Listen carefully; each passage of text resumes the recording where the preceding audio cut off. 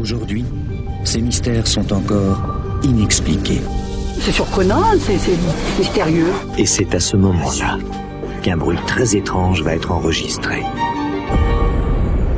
Karma, vie antérieure, réincarnation. Que dire d'une personne qui a une impression qui sonne comme une évidence de connaître parfaitement un être humain ayant déjà existé ? Impression de déjà rencontré car mêlée de souvenirs. Le déjà vu qui s'enchevêtre avec le déjà connu parce que, peut-être, le déjà vécu. À fouiller notre être intérieur, peut-on y voir plus clair sur un être antérieur ? À l'heure où on se demande qui on est, si on s'intéressait à qui on était. Pourquoi certaines personnes sont convaincues d'avoir été quelqu'un d'autre dans une vie passée ? À partir de quand peut-on la prendre au sérieux ? Des faits troublants ? Des preuves tangibles ? Aujourd'hui, vie antérieure, paranormale. Bonjour Yves Lignon. Bonjour Emmanuel. Alors on a vu sur une émission passée que Ian Stevenson avait beaucoup travaillé sur la réincarnation et qu'il avait reconnu une vingtaine d'histoires pouvant trouver une explication en tous les cas dans l'idée de la réincarnation.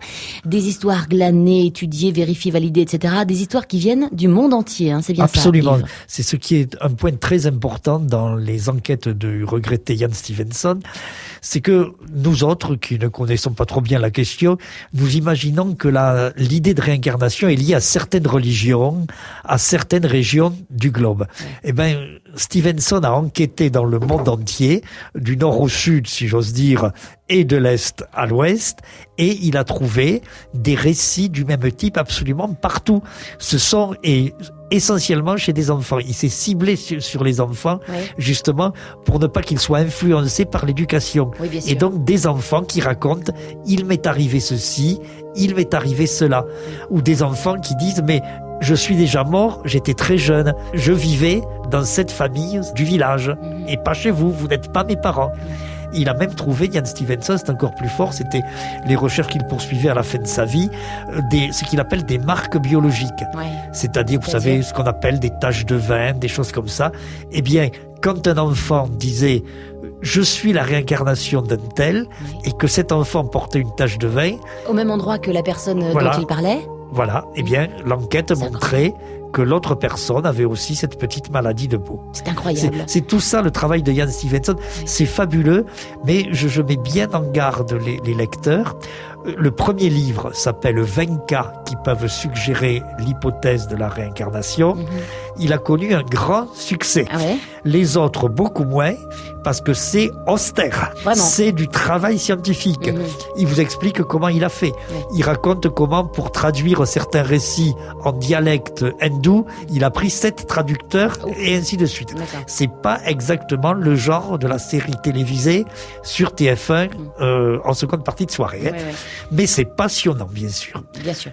Mais enfin, faut-il être, en tous les cas, chevronné. Enfin, là, vous allez nous raconter une histoire. Oui, bien sûr. Alors, je vais raconter une histoire, une des miennes, un des propres témoignages que j'ai recueillis. Et j'ai tenu à ce que nous en parlions aujourd'hui, après l'émission de vendredi dernier qui était consacrée à Isabelle, parce que le cas d'Isabelle, c'est un cas douteux. Non pas du point de vue de la parapsychologie, parce qu'il peut très bien s'exprimer en termes de voyance, mais justement du point de vue de la réincarnation. Elle, Isabelle, elle est partie dans cette direction. Alors, on remet un petit peu dans le contexte. Donc, en voyant des photos, elle a l'impression d'avoir déjà connu cette maison. Oui, en voyant les photos d'une maison, elle a découvert des détails comme un petit bâtiment qui n'était pas visible sur la photo, comme si elle y avait déjà vécu.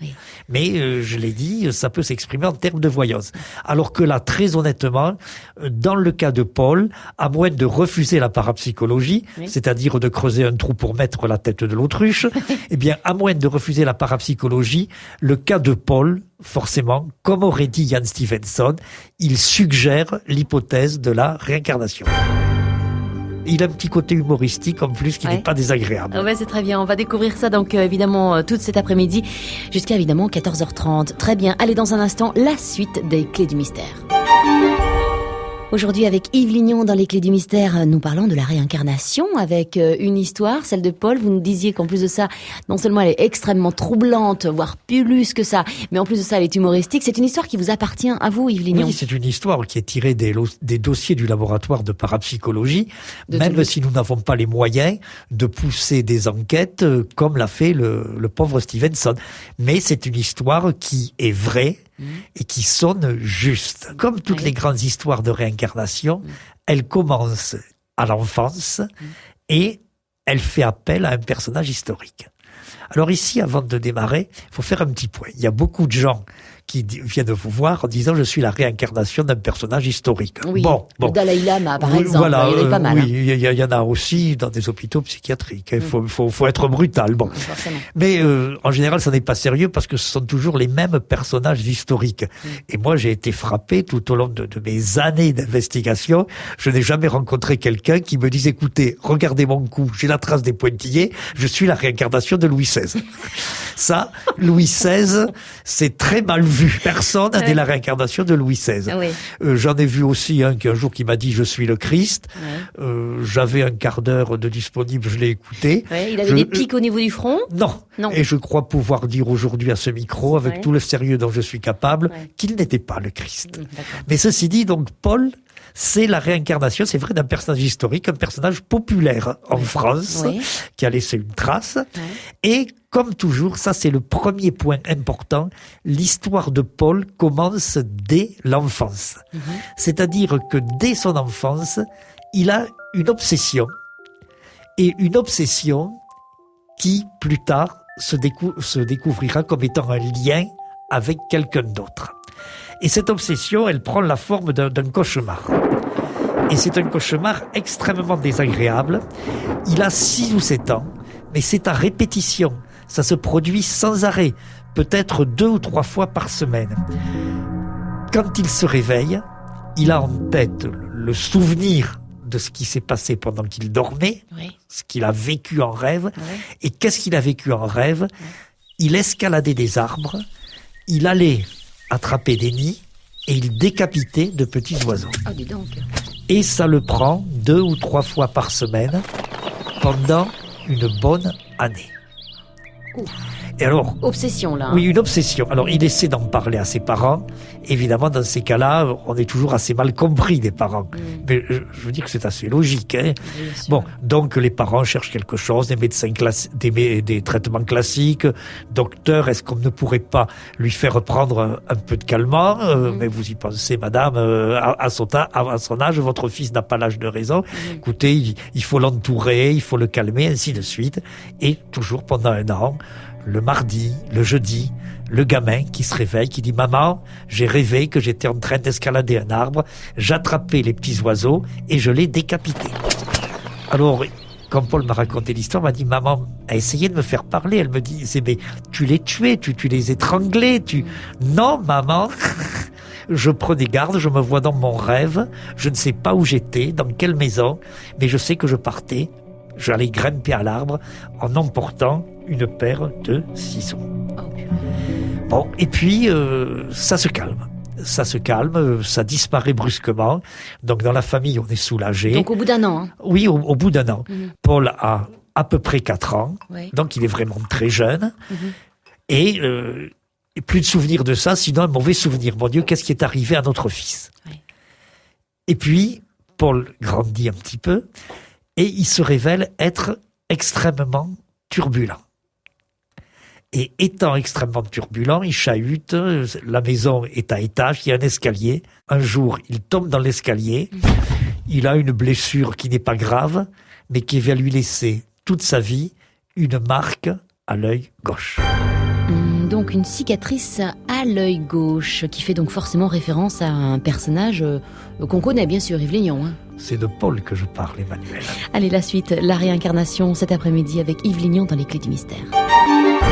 Paranormal, phénomènes étranges, histoires fantastiques, les Clés du Mystère sur Sud Radio. Aujourd'hui dans les Clés du Mystère, l'histoire de Paul, on parle de réincarnation. Alors Paul est un petit garçon, il a moins de 5 ans, on va dire il a presque 4 ans. Il fait durant une année entière des rêves à répétition, c'est-à-dire 2 fois par semaine au moins il rêve qu'il grimpe aux arbres, qu'il va chercher des oiseaux, qu'il décapite à coups de ciseaux. Et puis voilà, donc évidemment c'est très inquiétant. Bon, l'année se passe comme ça, et puis les rêves s'arrêtent. Et puis un beau matin, Paul donc vit dans cette maison où il y a un grand escalier, tombe dans l'escalier et se fait une cicatrice à l'œil.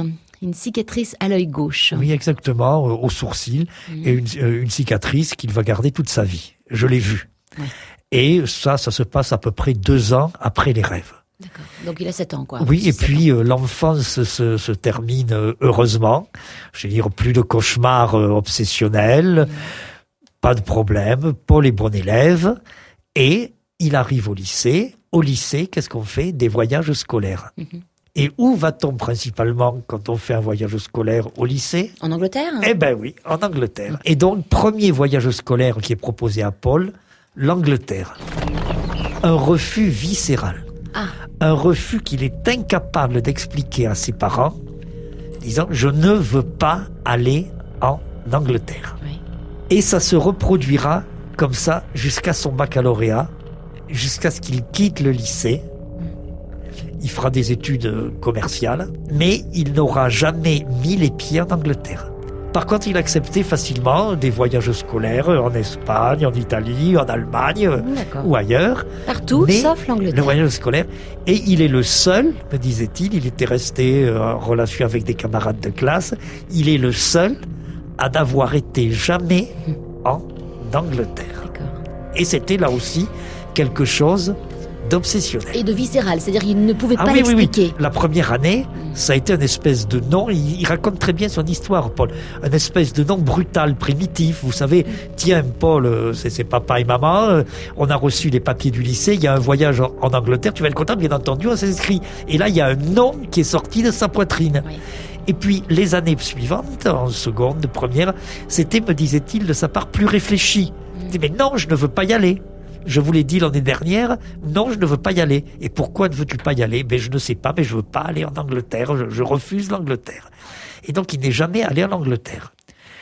Et quand il est arrivé à l'âge adulte, qu'il a commencé à exercer un métier, il avait quand même un petit palmarès, ne sortant pas tout à fait de l'ordinaire. Cette histoire des rêves dans l'enfance, ça n'arrive pas à tout le monde. La cicatrice, si, par contre, il y a beaucoup d'enfants qui en gardent à l'âge adulte.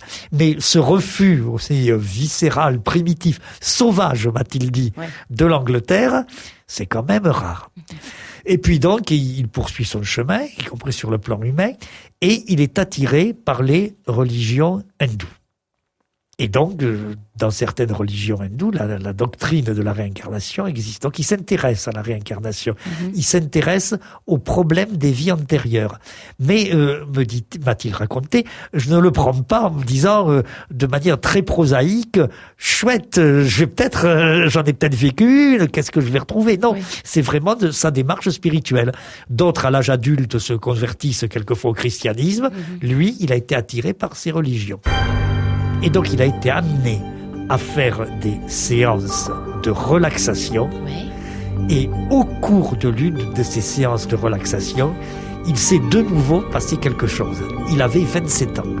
Mais là, il a vraiment eu l'impression que c'était lui qui vivait une certaine scène.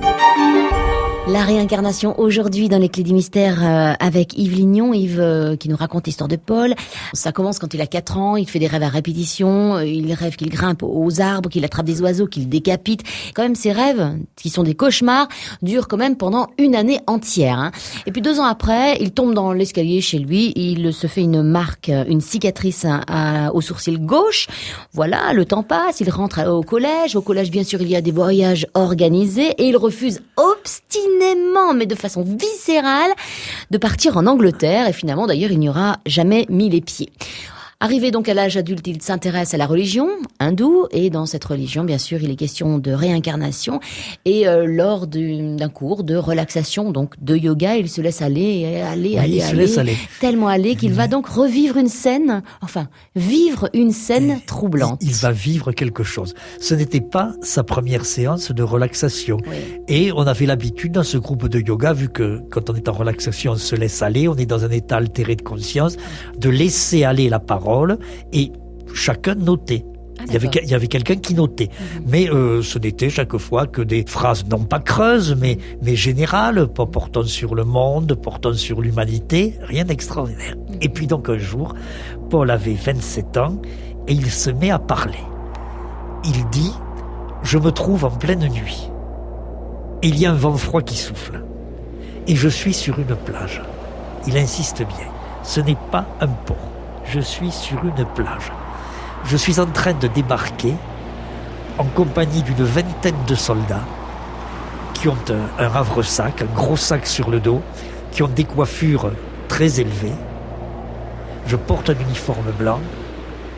J'ai mes bottes. Je suis avec mes bottes dans l'eau. Je sens le clapotis des vagues sur mes bottes. Et je me sens crispé aussi. Je sens les soldats crispés, mais moi davantage. Moi, j'ai des responsabilités. C'est très important. C'est moi qui commande. Et en même temps que je leur donne des ordres, je sens que nous descendons d'un bateau, on tire des barques. En même temps, je pense aux conséquences de ce qui va suivre. Qu'est-ce que nous sommes en train de faire là? Qu'est-ce qui va se passer après notre débarquement sur cette plage? Et puis ça s'arrête là. L'image disparaît d'un seul coup. Il n'a plus rien à raconter. Bon, il sort de sa séance de relaxation. Et là, il médite. Il dit, je n'ai plus eu des idées sur le devenir du monde, sur la bonté, sur la nécessité de préserver l'environnement. J'ai eu une scène. Ouais, un film s'est déroulé comme ça dans son comme cerveau. si j'étais devant un écran. Ouais. Et il a la conscience qu'il était le personnage principal. C'est ça, cette sensation de vivre, oui, vraiment. C'est moi qui l'ai vécu. Cet officier en uniforme blanc, avec ses bottes, il a beaucoup insisté quand il me racontait l'histoire, avec ses bottes dans les vaguelettes, c'était moi.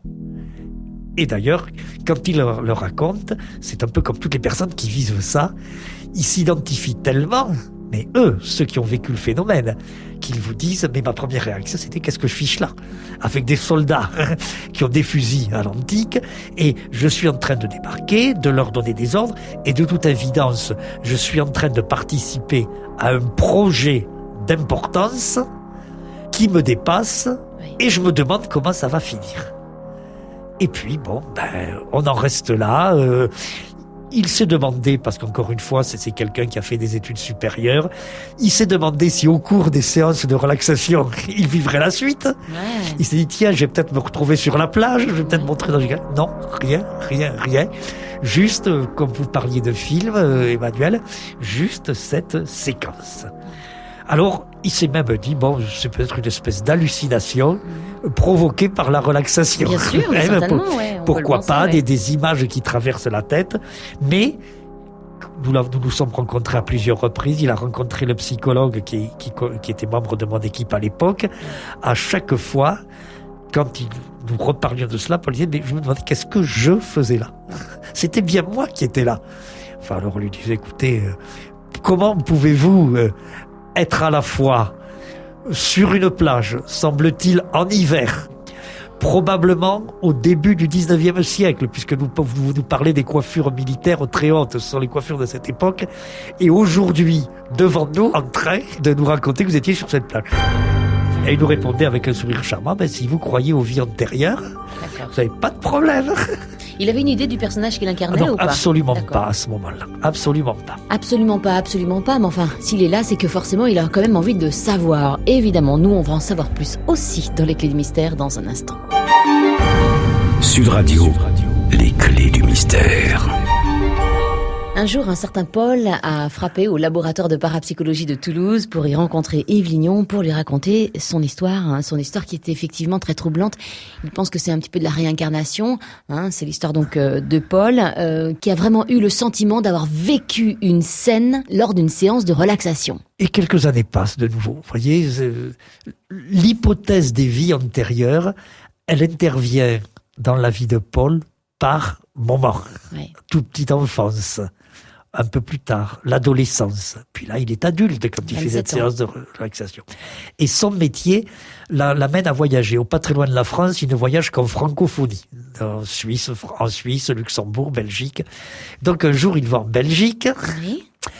Et il va en Belgique en fin de semaine. Donc quand on va en Belgique en fin de semaine pour le travail, on se dit forcément, on va profiter, on ne rentre en France que lundi, qui nous oblige à rentrer samedi. Et il emmène une amie. Mon Dieu, que c'est banal comme histoire. Donc il loge à Bruxelles. Qu'est-ce qu'on fait quand on est à Bruxelles? On visite Bruxelles, qui est une ville adorable. Ceci, c'est une opinion personnelle. Et on va sur le champ de bataille de Waterloo. Bon, champ de bataille de Waterloo, Paul n'éprouve aucune émotion particulière. Et puis, il s'approche du grand lion, la grande statue de lion, qui marque le sommet de la butte sur laquelle se tenait le général anglais, Wellington. Et à ce moment-là, il est pris d'un malaise. Une réaction physique, comme quand on a un choc allergique. Vous savez, quand on est piqué par une abeille ou comme ça. Il s'étouffe, il n'est pas bien.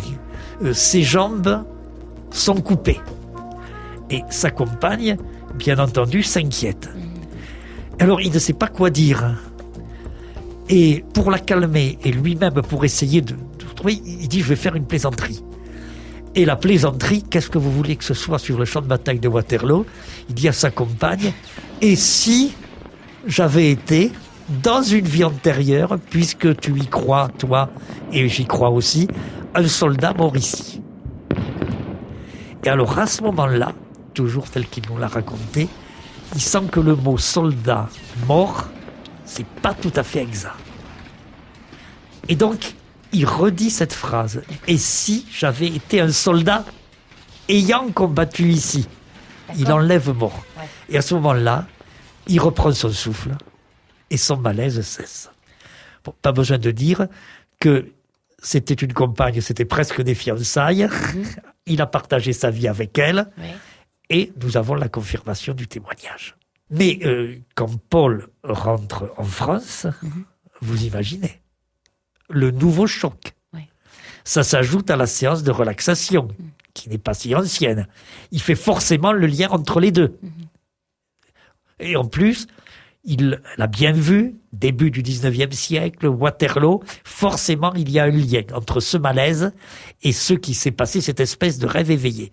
Mais il ne fait pas le lien avec les événements de sa petite enfance. Toujours est-il que là maintenant, il faut qu'il se mette les idées au clair. D'abord, il passe une visite médicale parce qu'il a quelques connaissances et il sait qu'il a peut-être été victime d'un choc allergique. On lui fait tous les petits trucs, là, les petites coupures, comme pratiquent les médecins spécialisés, et on lui conclut, Monsieur Paul, vous n'êtes allergique à rien. Mais alors, qu'est-ce qui m'est arrivé? Qu'est-ce qui m'est arrivé, bon Dieu de bon Dieu? C'est une nouvelle obsession, si vous voulez. C'est plus les petits oiseaux, mais c'est je veux comprendre. Il n'a qu'un point de départ, Waterloo. Waterloo, c'est Napoléon. Et la scène vécue avec des soldats qui sont probablement de l'époque de Napoléon. Alors à partir de là, il passe tout son temps libre dans des bibliothèques. Il lit tout ce qu'il peut trouver sur Napoléon. Il est très attiré, très intéressé. Oh oui, non, mais parce qu'il fait le lien. Waterloo, c'est Napoléon. L'uniforme des soldats, c'est probablement Napoléon. Il lit tout ce qu'il peut trouver. Et quand il lit, il a l'impression de très bien comprendre. Rien de spécial. Il ressent rien de particulier. Et vous savez qu'on a beaucoup écrit sur Napoléon. Je crois que c'est le personnage historique français sur lequel on a le plus écrit. Mais il lit tout le reste. Il lit les mémoires des soldats de Napoléon. Entre autres, les fameuses mémoires du capitaine Coignet. Il lit même certains romans. Il ne trouve rien, jusqu'au jour où il tombe sur une illustration. Elle dit, c'est moi, là. La photo. C'est moi. J'y étais. Comme il se l'était dit après la séance de relaxation. Qu'est-ce que c'est que cette illustration? Un champ de bataille? Cette illustration, représente le débarquement au golfe Juan en mars 1815, quand Napoléon est revenu de l'île d'Elbe. Et dans un instant, on va voir le lien qu'il a pu faire, Paul, donc, entre ce qu'il croit être sûr d'être, d'avoir été, d'accord, et justement les oiseaux, l'escalier, etc. Allez, dans un instant. Yves Lignon, alors là, on est en plein dans la réincarnation, une enquête menée par Paul, qui vient vous voir au laboratoire de parapsychologie de Toulouse. Vous menez l'enquête avec lui, il vous raconte donc qu'en voyant une illustration, il a l'impression d'avoir été, d'avoir vécu dans ce champ. Oui, exactement. C'est bien ça. En l'occurrence, il pensait être qui dans cette histoire alors? Ben nous allons le savoir. Ouais. Parce que donc il découvre cette gravure et sur la gravure, si vous voulez, il reconnaît comme en arrêt sur l'image la scène qu'il a vécue pendant la séance de relaxation. Son rêve éveillé. Et cette gravure représente le débarquement de Napoléon en France quand après avoir été exilé à l'île d'Elbe, il est revenu. Aventure qui a duré 100 jours, comme chacun sait. Or, les troupes de Napoléon était commandé par un général qui a débarqué le premier, qui était en uniforme blanc. Tout ça, c'est sur l'image. Ok. Et ce général n'était pas très partisan de cette espèce de coup d'État qu'a représenté le retour de Napoléon, mais il n'était pas très partisan, il n'était pas chaud, mais il était aux ordres. Et ce général, c'était le général Cambronne. Ah bah merde alors. Celui qui s'est illustré à Waterloo par le mot Merde. qui a fait trembler la foudre. Ça, c'est Victor Hugo qui l'a dit. Et donc, il retrouve le général Cambronne. À ce moment-là, évidemment, nouvelle obsession. Maintenant, il faut lire tout ce qui a été écrit sur le général Cambronne. Et ça, c'est un peu plus compliqué que de lire tout ce qui a été écrit sur Napoléon. Mais toujours est-il qu'au bout d'un an, Paul a trouvé l'essentiel. C'est-à-dire À savoir que Cambronne n'est pas mort à Waterloo. Il a juste dit un gros mot. Il a été emmené prisonnier en Angleterre, où il a pas mal souffert. Et finalement, au bout d'un an, dans une bibliothèque à Paris, Paul trouve les mémoires de Madame Cambronne, mère. Et là, qu'est-ce qu'il y lit ? Quand mon fils était tout petit, il grimpait aux arbres, il attrapait les oiseaux, il les décapitait. Parce que mon fils était tout enfant à l'époque de la Révolution. Bien sûr. Et Par la suite, Ouais. mon fils est tombé Dans les et a escaliers. gardé toute la vie une cicatrice. Au sourcil gauche. Au sourcil gauche, bien sûr. Alors ceci ne prouve pas que Paul a été la réincarnation du général Cambronne. Mais reconnaissez que c'est que plus si troublant. un jour on doit avoir tout un dossier en disant finalement on a la preuve, et indépendamment des croyances religieuses, que l'être humain peut vivre plusieurs fois. Oui. Si un jour on en arrive là, eh ben, l'histoire de Paul, ce sera un élément solide du dossier. Bien sûr. Ce cas de Paul est tout à fait semblable au cas recueilli par Ian Stevenson. Il amène à s'interroger, il n'apporte pas une preuve définitive. Alors on peut l'imaginer, Paul a donc lu tout Cambronne, donc jusqu'à la maman du général Cambronne. Est-ce qu'il a fait d'autres corrélations comme ça entre Cambronne et sa Oh propre non, là, vie, des ça lui a faits suffi, ça lui a suffi. Ça, Et il on s'est arrêté se là, met, et on se met à sa place. Oui. D'abord, ses recherches dans les livres lui avaient pris environ 2 ans et demi. Il y consacrait tous ses loisirs, tous ses week-ends. 2 ans et demi après le retour de son voyage en Belgique et jusqu'à la découverte que Madame Cambronne avait écrit des mémoires. Je ne sais pas si vous vous rendez compte de l'investissement, puisqu'il avait une compagne qu'il a toujours d'ailleurs. Elle devait avoir de temps en temps envie de lui dire c'est le printemps. Non, j'ai à lire. Mais il y a vraiment une simultanéité, non pas entre la vie de Paul et la vie du général Cambronne, mais entre un certain nombre de moments précis, très bien décrits par Paul, et qui sont des moments de la vie de Cambronne. Magnifique histoire et troublante, tout de même, vous admettrez bien sûr. Cette émission est podcastable sur le site internet sudradio.fr. On vous donne rendez-vous demain entre 13h30 et 14h30 dans les Clés du Mystère. Bye bye. 13h30, 14h30. Les Clés du Mystère sur Sud Radio.